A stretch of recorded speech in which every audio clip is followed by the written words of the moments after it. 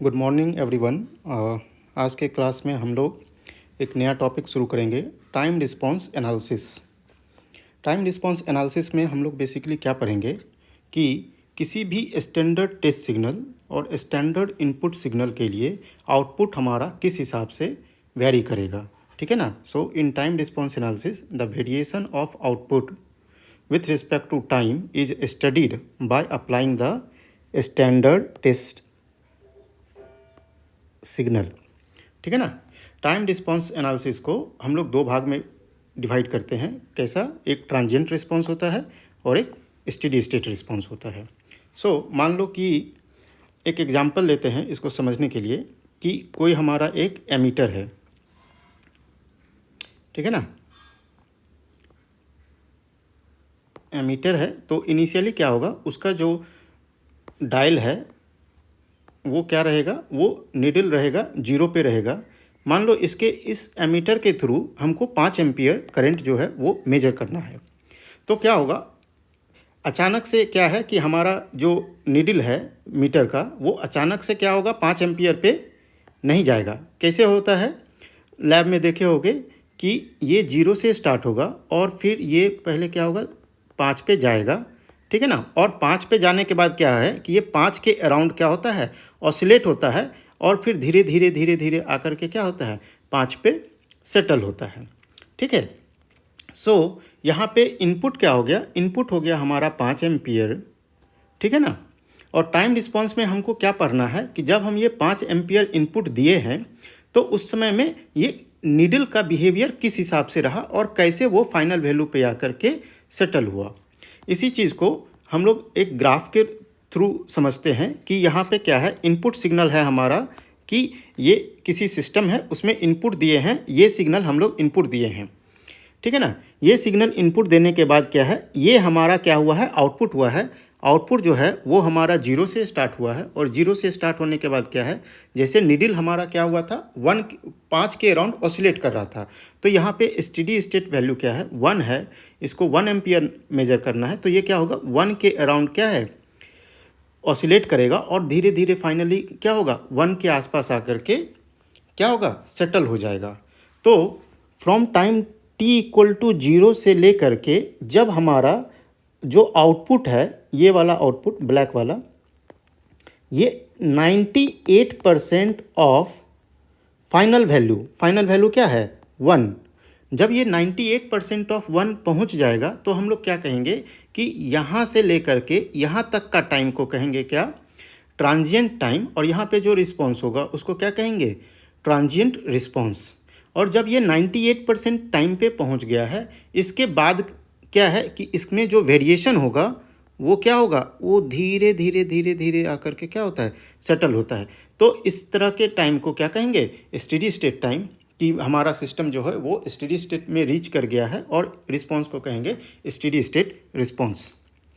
तो ये इस तरीके से हम लोग क्या है, टाइम रिस्पॉन्स किसी भी सिस्टम का जब पढ़ेंगे तो उसमें 2 रिस्पॉन्स पढ़ना है, एक ट्रांजिएंट रिस्पॉन्स और एक steady state response. Now definition में हम लोगों ने एक वर्ड यूज़ किया था, स्टैंडर्ड टेस्ट सिग्नल, ठीक है ना। तो स्टैंडर्ड टेस्ट सिग्नल जो है ये क्या है, टेस्ट इनपुट सिग्नल है, जो कि हम किसी भी सिस्टम में एक्चुअल इनपुट नहीं दे करके different type of test input देखते हैं और फिर देखते हैं कि इस इनपुट के लिए सिस्टम का बिहेवियर कैसा है। तो ये जो स्टैंडर्ड टेस्ट सिग्नल है वो कई तरह का होता है, जिसमें कि सबसे पहला है इम्पल्स फंक्शन। इसको डेल्टा टी से हम लोग क्या करते हैं, रिप्रेजेंट करते हैं। इसका डिफिनीशन क्या है, डेल्टा टी क्या होगा, equal to 0 when time T is not equal to 0 and it is equal to infinity when time T equal to 0। So ये सिर्फ और सिर्फ टाइम टी इक्वल टू 0 के लिए डिफाइंड होता है, ठीक है ना। टाइम टी इक्वल टू 0 के लिए डिफाइंड होता है, और जब टाइम टी इक्वल टू 0 के बराबर नहीं होगा तो इसका वैल्यू क्या होगा, 0। एंड इसके डिफिनीशन में दूसरा पार्ट क्या है कि integration of delta T from minus infinity to infinity equal to 1। मतलब क्या हुआ कि area under the impulse function is always 1। So suppose कर लो कि कोई एक फंक्शन हमारा है जिसका कि यदि ये इम्पल्स फंक्शन है, तो इम्पल्स फंक्शन होने के लिए क्या होगा, यदि इसका लेंथ है हमारा a यूनिट, तो इसका विड्थ क्या होगा 1/a यूनिट, ठीक है, and where a tends to क्या होगा इन्फिनिटी, ठीक है ना। तो इम्पल्स फंक्शन को यदि हम लोग इस तरीके से रिप्रेजेंट करेंगे तो इसका लेंथ यदि a यूनिट है तो विड्थ कितना होगा 1/a unit, such that the area under this curve is 1 where a tends to infinity. Laplace transform of impulse function कितना होता है, Laplace transform of impulse function होता है 1। नेक्स्ट जो टेस्ट सिग्नल है वो है यूनिट स्टेप फंक्शन। इसका डिफिनीशन क्या है कि यूनिट स्टेप फंक्शन जीरो होता है किसके लिए, for time t less than zero के लिए, and it is equal to 1 for time t greater than equal to 1। Graphically हम लोग इसको इस तरीके से रिप्रेजेंट करते हैं, यहाँ पे time t less than zero के लिए क्या होगा, इसका वैल्यू जीरो, और यहाँ पे क्या होगा स्टेप लिया, और time for t greater than equal to zero क्या हो गया, ये हो गया 1। इसका लैप्लास ट्रांसफॉर्म क्या होता है, इसका लैप्लास ट्रांसफॉर्म होता है 1/s।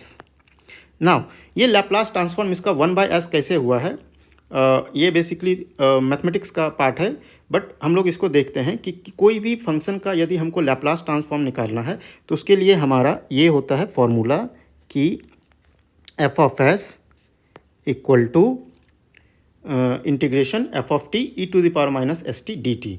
तो मान लो कि हमको यूनिट इम्पल्स फंक्शन का लैप्लास ट्रांसफॉर्म निकालना है, तो यूनिट इम्पल्स फंक्शन का लैप्लास ट्रांसफॉर्म निकालेंगे तो यहाँ पे एफ ऑफ टी बराबर क्या हो जाएगा यू ऑफ टी, एंड हमको क्या निकालना है एफ ऑफ एस, जो कि क्या है Laplace transform of U of T. तो इसको इस तरीके से लिखेंगे कि F of S equal to minus infinity to infinity F of T E to the power minus S T D T which is equal to, अब F of T बराबर क्या है U of T, so minus infinity to infinity U of T E to the power minus S T D T. Now you of T का definition क्या है कि T less than zero के लिए इसका एक डिफिनीशन है और t ग्रेटर देन जीरो के लिए इसका अलग डिफिनीशन है। तो t इक्वल टू जीरो पे क्या है एक डिसकंटिन्यूटी है।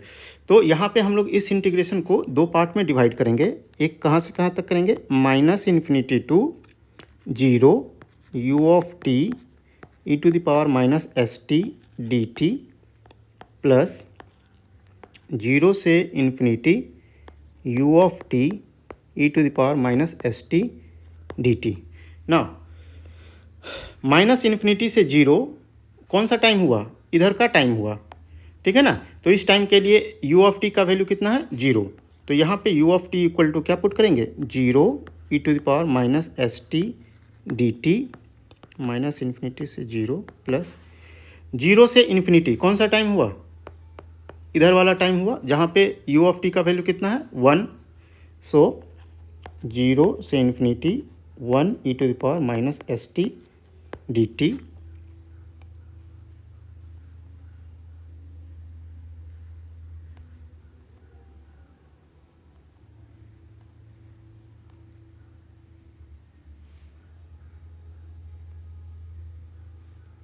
ठीक है। सो इसको सॉल्व करेंगे तो ये पार्ट हो जाएगा जीरो और ये पार्ट हो जाएगा क्या, इंटीग्रेशन बचेगा जीरो से infinity E to the power minus S T D T, integrate करो क्या हो जाएगा 1/s minus E to the power minus S T, और इसका लिमिट पुट करो जीरो से इन्फिनिटी, इसका वैल्यू कितना हो जाएगा, इसका वैल्यू हो जाएगा minus 1/s E to the power minus infinity minus E to the power zero, तो वैल्यू कितना आ गया 1/s। तो इस तरीके से हम क्या है किसी भी फंक्शन का लैप्लास ट्रांसफॉर्म निकालते हैं। तो यदि इम्पल्स फंक्शन का हमको जानना होगा कि लैप्लास ट्रांसफॉर्म ये कैसे आया, तो बेसिकली हम लोग क्या करेंगे कि सेम फार्मूला में एफ ऑफ टी के जगह क्या पुट कर देंगे डेल्टा टी पुट कर देंगे, और फिर डेल्टा टी का डिफिनीशन यूज करेंगे तो हमें क्या आ जाएगा इसका मतलब पता चल जाएगा कि कैसे आया। उसी तरीके से दूसरा टेस्ट सिग्नल है हमारा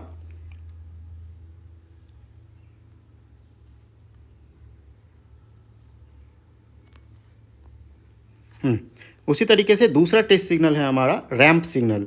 रैंप सिग्नल का क्या डेफिनेशन होता है, R of T is equal to zero when T is less than zero and R of T equal to T when T is greater than zero. इसको हम लोग इस तरीके से भी दिखाते हैं कि r of T equal to t into u of T. तो for t less than zero u of t zero हो जाएगा, तो आर ऑफ टी का वैल्यू जीरो हो जाएगा, and for t greater than zero u of T का value one हो जाएगा, तो r of T equal to t हो जाएगा। तो इसको हम लोग इस तरीके से भी रैंप सिग्नल को दिखाते हैं। तो और रैंप सिग्नल को हम लोग इस तरीके से रिप्रेजेंट करते हैं, Laplace transform off ramp signal is 1/s²। कैसे आया, अगेन इस तरीके से हम लोग एफ ऑफ टी के जगह पे क्या करेंगे, आर ऑफ टी पुट कर देंगे। आर ऑफ टी का फिर देखेंगे कि -∞ टू जीरो इसका अलग डेफिनीशन है और जीरो से इन्फिनिटी के लिए इसका अलग डेफिनीशन है। तो दो भागों में बांट करके और फिर ये नॉर्मल इंटीग्रेशन है वो तुम लोग को आता है। तो ये हो गया हमारा standard test signal. Next topic है हमारा order and type of a control system.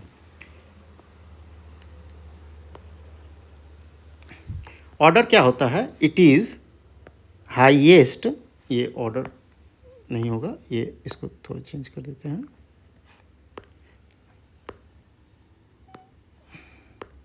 Highest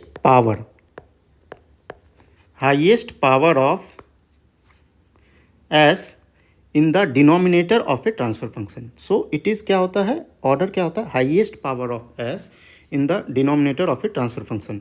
so suppose ये एक हमारा ट्रांसफर फंक्शन है, तो इस ट्रांसफर फंक्शन में हम लोग देखेंगे कि डिनोमिनेटर में जो s है उसका हाईएस्ट पावर कितना है, यहाँ पे हाईएस्ट पावर कितना है, 1 है। तो इस ट्रांसफर फंक्शन का ऑर्डर हो जाएगा 1। उसी तरीके से ये दूसरा ट्रांसफर फंक्शन है, यहाँ पे देखेंगे कि हाईएस्ट पावर ऑफ s कितना है, हाईएस्ट पावर ऑफ s है हमारा 2। तो इस ट्रांसफर फंक्शन का ऑर्डर हो जाएगा 2। सिमिलरली इसमें ऑर्डर कितना होगा, यहाँ पे देखेंगे कि s का हाईएस्ट पावर कितना है, यहाँ पे s का हाईएस्ट पावर है 3, तो यहाँ पे ऑर्डर हो जाएगा 3। उसी तरीके से दूसरा टर्म है क्या, टाइप। ये क्या होता है, number of poles of an open loop transfer function at origin. So open loop transfer function किसको कहते हैं, कि सपोज कर लो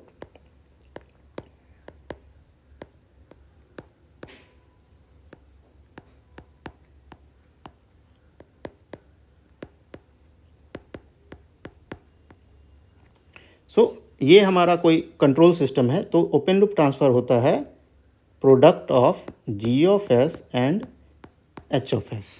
ये होता है क्या, हमारा ओपन लूप ट्रांसफ़र फंक्शन। तो इस ओपन लूप ट्रांसफ़र फंक्शन का कितना जो पोल है वो कहाँ पे है, ओरिजिन पे है।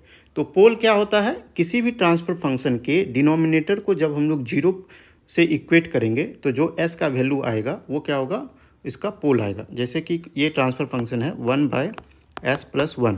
इस ट्रांसफ़र फंक्शन का हमको पोल निकालना है, तो उसके लिए क्या करेंगे, डिनोमिनेटर में है s+1, तो s+1 = 0 पुट करेंगे, तो s = -1 आ गया।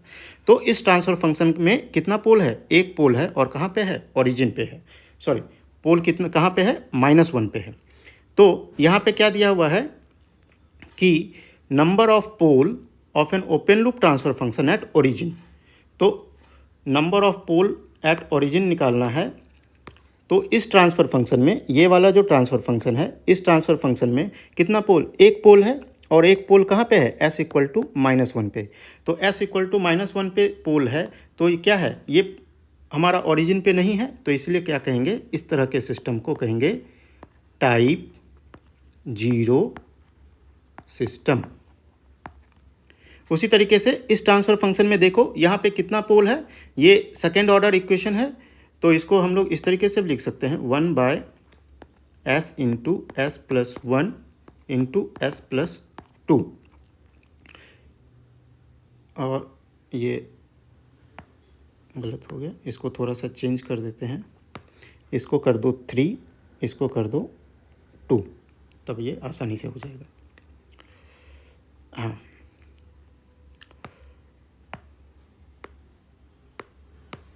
हाँ, इस ट्रांसफ़र फंक्शन में कितना पोल है? इस ट्रांसफ़र फंक्शन में 3 पोल है। कहाँ कहाँ पे? s इक्वल टू 0 पे, s इक्वल टू -1 पे, s इक्वल टू -2 पे।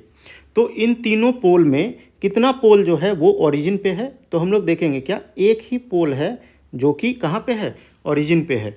तो ये जो सिस्टम है इसका टाइप कितना हो गया? ये हो गया type 1 system.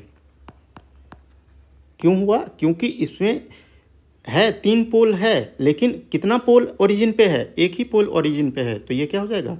Type 1 system. Similarly ये जो इक्वेशन है, ये जो ट्रांसफ़र फंक्शन है, इस ट्रांसफ़र फंक्शन में देखो कितना पोल है? टोटल 4 पोल है। ठीक है, अब इस 4 पोल में हम लोग क्या देखेंगे कि कितना पोल जो है वो ओरिजिन पे है। इस ट्रांसफ़र फंक्शन में कितना पोल ओरिजिन पे है? सबसे पहले देख लो पोल क्या क्या होगा। तो इसमें होगा 2 पोल होगा 0 पे, फिर एक पोल होगा -4 पे, फिर एक पोल होगा -2 पे। तो यहाँ क्या है? 2 नंबर ऑफ पोल जो है वो ओरिजिन पे है। तो ये क्या कौन सा सिस्टम हो गया? ये हो गया टाइप 2 सिस्टम। ठीक है। इस तरीके से क्या है कि हम लोग किसी भी ट्रांसफ़र फंक्शन को देख करके बता सकते हैं कि ये टाइप 0 सिस्टम है या टाइप 1 सिस्टम है या टाइप 2 सिस्टम है। ठीक है। उसी तरीके से मान लो कि हमको इन तीनों ट्रांसफ़र फंक्शन का ऑर्डर निकालना है, तो इस ट्रांसफ़र फंक्शन का ऑर्डर क्या हो जाएगा? इस ट्रांसफ़र फंक्शन का देखेंगे तो ऑर्डर क्या हो जाएगा? यहाँ पे highest power of s, highest power of s यहाँ पे कितना है? 1 है, तो इसका ऑर्डर हो जाएगा 1। ठीक है। तो इसी तरीके से हम लोग क्या करते हैं, ऑर्डर और जो है टाइप किसी भी ट्रांसफ़र फंक्शन का देख करके बता सकते हैं। नेक्स्ट टॉपिक है हमारा time response of A first order system. तो फर्स्ट ऑर्डर सिस्टम कौन सा होगा? जिसमें कि highest power of s in the denominator of its transfer function is 1। यहाँ पे हम लोग क्या पढ़े थे ऑर्डर के बारे में कि highest power of s in the denominator of A transfer function. तो फर्स्ट ऑर्डर सिस्टम में क्या होगा? वो हाईएस्ट पावर किसके बराबर होगा? वो हाईएस्ट पावर किसके इक्वल होगा? 1 के इक्वल होगा। इस तरह के सिस्टम का ट्रांसफ़र फंक्शन हम लोग इस तरीके से रिप्रेजेंट करते हैं 1/st+1। यहाँ पे s का हाईएस्ट पावर कितना है? 1। तो ये कौन सा हो गया? First order system. और इसको ब्लॉक डायग्राम से हम लोग इस तरीके से रिप्रेजेंट करेंगे कि इस ब्लॉक डायग्राम में क्या है? g of s equal to 1/st, h of s equal to 1। यहाँ पे h ऑफ s का कौन सा होता है? ये होता है h ऑफ s, ये होता है हमारा g of s। h of s में कुछ भी नहीं दिया हुआ है, तो हम लोग पहले के क्लास में देखे हैं कि कुछ भी नहीं रहे तो उस लूप का गेन कितना होगा? उस पाथ का गेन कितना होगा? 1 होगा। h of s equal to 1। और ये क्या है? ये एक फीडबैक कंट्रोल सिस्टम है। इसका हम लोग जानते हैं कि ट्रांसफ़र फंक्शन हम लोग कैसे निकालते हैं। इसका ट्रांसफ़र फंक्शन होता है g of s divided by 1 plus g of s h of s। हमारा g ऑफ s कितना है? 1/st and plus 1/st into 1। इसको सॉल्व करेंगे तो क्या आ जाएगा? 1/st plus 1, which is equal to this much. First order system के लिए ये क्या होता है? ये ब्लॉक डायग्राम होता है। नाउ नेक्स्ट है क्या? Response of first order system with unit step input. मतलब क्या हुआ कि यहाँ जो हम लोग स्टैंडर्ड टेस्ट सिग्नल यूज कर रहे हैं वो क्या यूज कर रहे हैं? यूनिट स्टेप इनपुट यूज कर रहे हैं। तो यूनिट स्टेप इनपुट का मतलब क्या हुआ कि यहाँ पे जो हम लोग शुरू में देखे थे कि इनपुट दे रहे हैं सिस्टम में और हमको आउटपुट आ रहा है, तो यहाँ पे इनपुट क्या देंगे? इनपुट देंगे हम लोग यूनिट स्टेप इनपुट देंगे। R of T equal to क्या हो जाएगा? U of T. और इसको इस तरीके से देखेंगे, ये यदि हमारा सिस्टम है तो ये हो गया हमारा आर ऑफ टी, ये हो गया हमारा सी ऑफ टी आउटपुट, ये हो गया इनपुट। तो इनपुट के जगह पे क्या यूज़ करेंगे, यूनिट स्टेप इनपुट करेंगे u ऑफ t। तो r of s equal to क्या हो जाएगा, ये r ऑफ s क्या है, Laplace transform of r of t which is equal to 1/s। And transfer function first order system का कैसा है, फर्स्ट ऑर्डर सिस्टम का ये हमारा ट्रांसफ़र फंक्शन है। सो फर्स्ट ऑर्डर सिस्टम का ये हो गया हमारा ट्रांसफ़र फंक्शन। तो हम लोग क्या यूज़ करेंगे, C of S, R of S को इधर ले जाएंगे, इस साइड में ले जाओ, तो क्या हो जाएगा, C of S equal to 1/st plus 1 into R of S. So R of S का वैल्यू पुट कर देंगे यहाँ से, क्या हो जाएगा 1/st plus 1 into 1/s।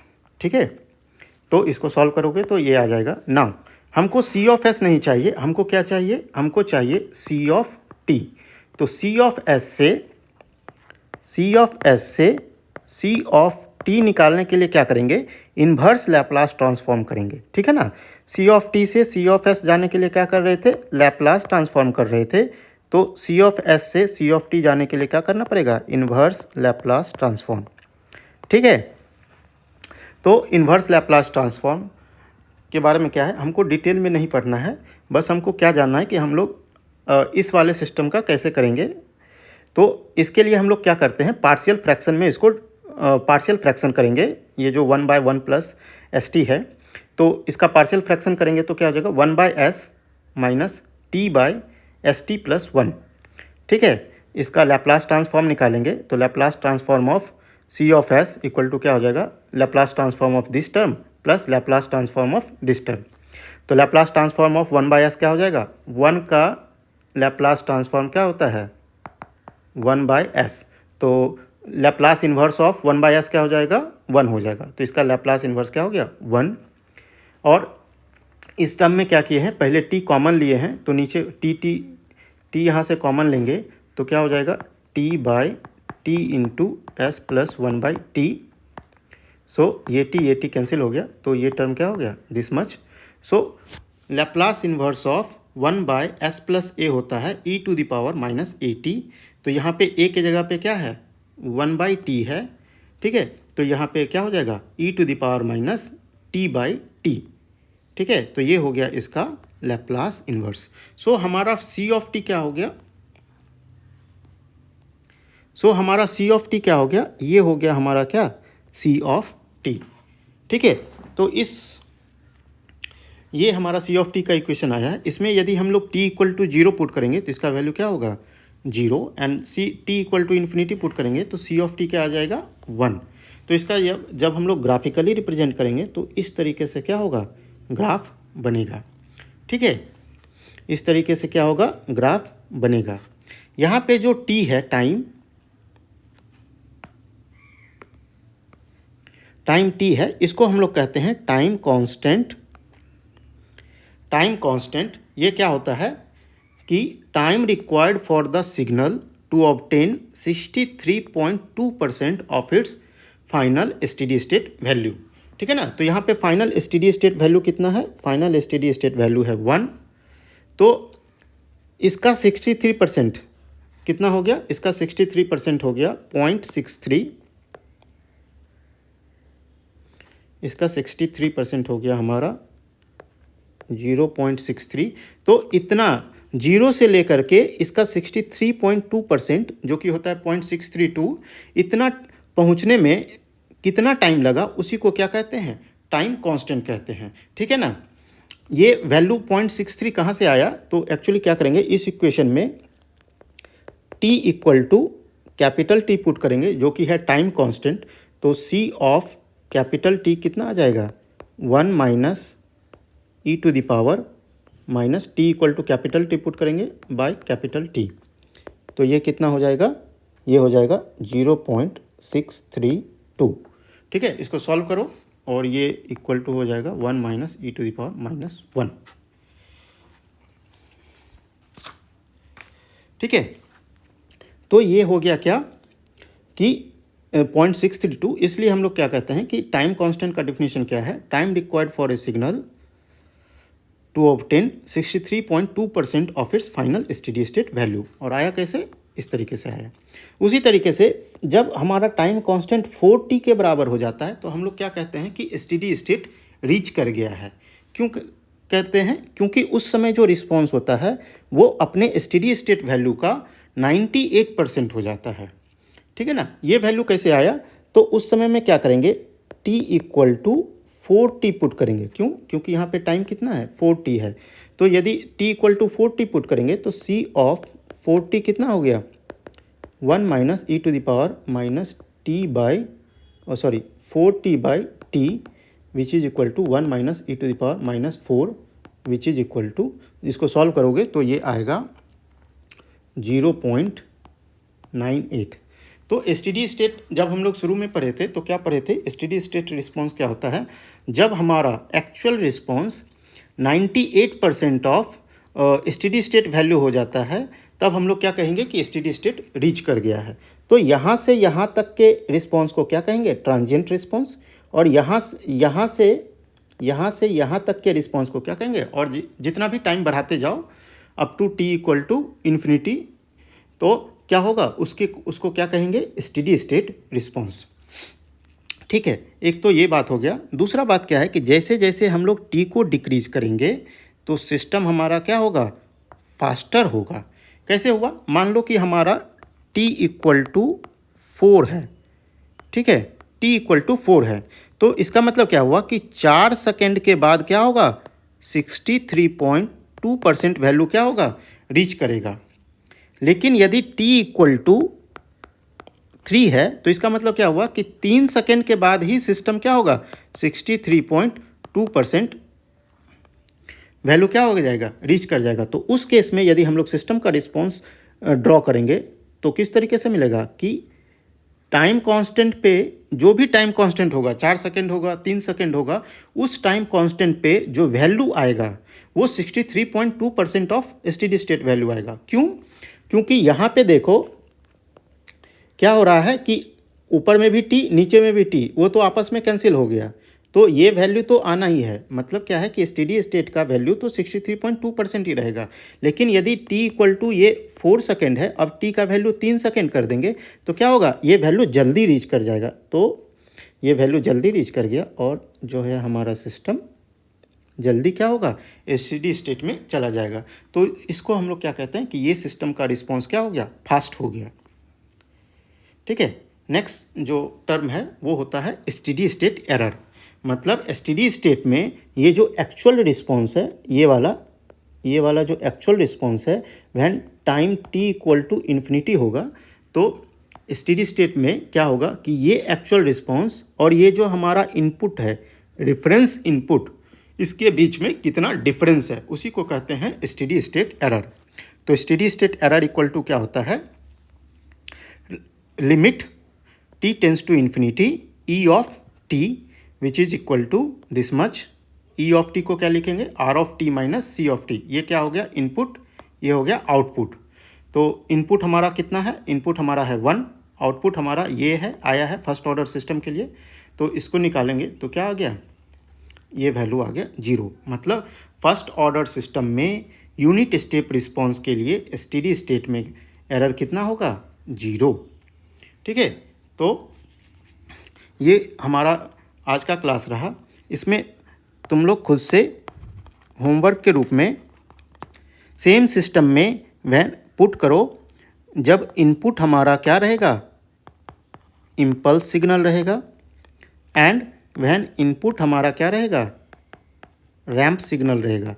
Same process use करना है। थोड़ा सा प्रॉब्लम होगा कब, जब हमको इन्वर्स लैप्लास ट्रांसफॉर्म निकालना है, लेकिन वो तुम खुद से कर लेना। ठीक है, ये क्या है, ये रेफरेंस इनपुट है और ये क्या है, ये रैंप वाला r ऑफ t है। दोनों से मत समझ लेना। तो इन दोनों के लिए क्या करना है, रिस्पॉन्स कैसा आएगा वो फाइंड करना है, एंड क्या निकालना है, स्टेडी स्टेट एरर। इसमें मैं पहले से बता दे रहा हूँ कि किसी एक में स्टेडी स्टेट एरर आएगा। मतलब कि स्टेडी स्टेट में जो ये एक्चुअल रिस्पॉन्स है वो रेफरेंस इनपुट के बराबर नहीं होगा। ठीक है, तो आज के क्लास को यहीं तक रखते हैं। Thank you.